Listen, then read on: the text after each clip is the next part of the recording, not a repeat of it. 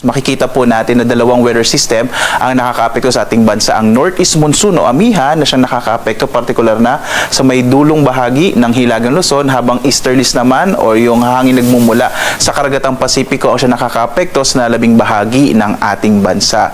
Makikita nga natin na unti-unti na humihina itong northeast monsoon o amihan. Ito po'y hudyat na ng papalapit na nga na panahon ng tagtuyo o tinatawag natin na dry season, kung saan makakaranas tayo ng warm and dry na panahon po sa mga susunod nga na araw at linggo. So posible po sa paparating na week na ito ay ideklara na nga ng pag-asa ang pagtatapos ng amihan at pagsisimula na ng panahon ng tagtuyo. Samantala, makikita po natin may mga kaulapan sa may bahagi ng Caraga, kasama rin po itong area ng Southern Luzon, Southern Leyte. So posible po makaranas ng mas malaking posibilidad ng mga pag-ulan sa bahaging ito ng ating bansa. Sa iba pang bahagi ng ating kapuluan, makararanas naman ng maaliwalas na panahon. Maaaring magpatuloy ito hanggang ngayong weekend at wala rin tayong minomonitor na namang low pressure area sa loob at labas ng Philippine Area of Responsibility. Ibig sabihin, maliit yung posibilidad na magkaroon tayo ng bagyo sa mga sunod na araw. Posible po hanggang sa mga susunod na linggo.